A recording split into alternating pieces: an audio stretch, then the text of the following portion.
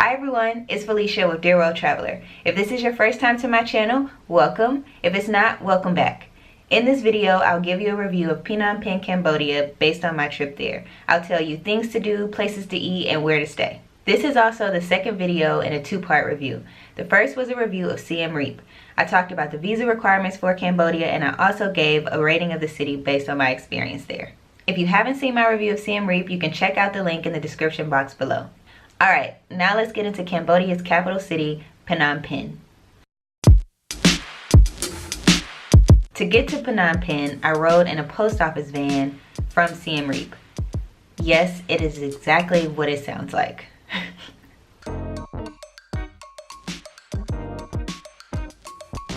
It was very unconventional, but it was a hilarious experience. Our luggage was packed on top of mail in the back, and the driver made stops along the way to pick up packages.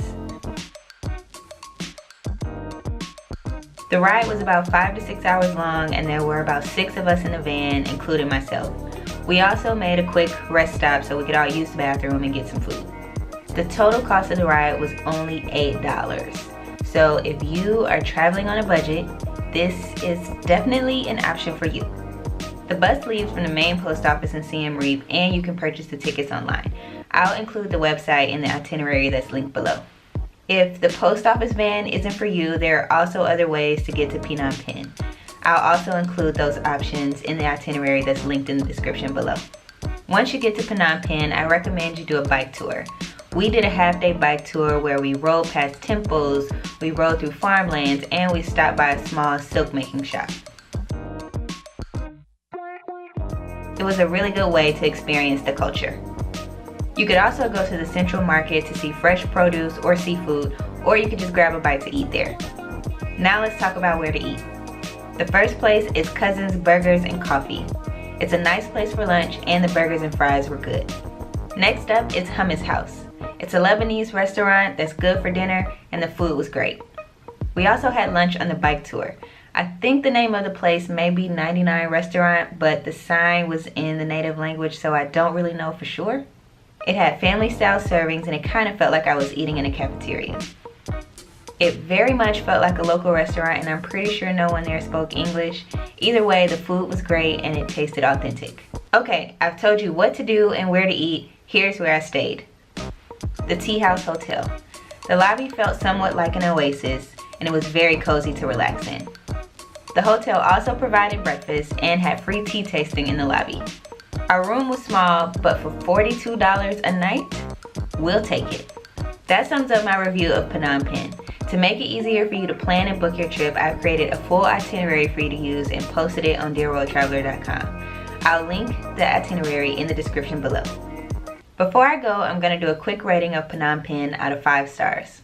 First up is affordability. In total, I spent $200 to $300 for 3 days and 2 nights in Phnom Penh. That does not include a flight, but that does include my hotel stay, the post office van ride from Siem Reap, the bike tour, and food. So Phnom Penh absolutely gets a star for affordability. The second star is variety of things to do. I mentioned the bike tour and the central market, but there are also museums like the Genocide Museum and temples that you could visit while you're there. Next is ease of transportation. In Phnom Penh, there are tuk-tuks, taxis, Uber, buses, you can walk some places, and they're building a metro train line. So since there are several different options that you can use to get around, I'll give it a star for ease of transportation. Next is cuisine. While everything I ate was good, nothing stood out as excellent, so no star for cuisine. Lastly is overall experience. There weren't any hiccups on this trip, but it wasn't anything to brag about, so no star for overall experience.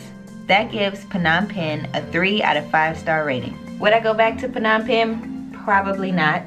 I got a good understanding of the city while I was there, and there's nothing in particular that I want to go back to see. 2 to 3 days was good enough for me. Alright, that's all I have for Phnom Penh. As I mentioned at the beginning of this video, this is a 2-part review, so check out the first review of Siem Reap if you haven't already. Also subscribe if you are new to my channel so you can see more travel and review videos just like this one. Thanks for watching this video, and I will see you next time. I've created a full itinerary for you to use and posted it on dearworldtraveler.com. I'll link the description. No. I'm not linking descriptions. I'll post the link in the description below. Yeah, that's what I'm trying to say.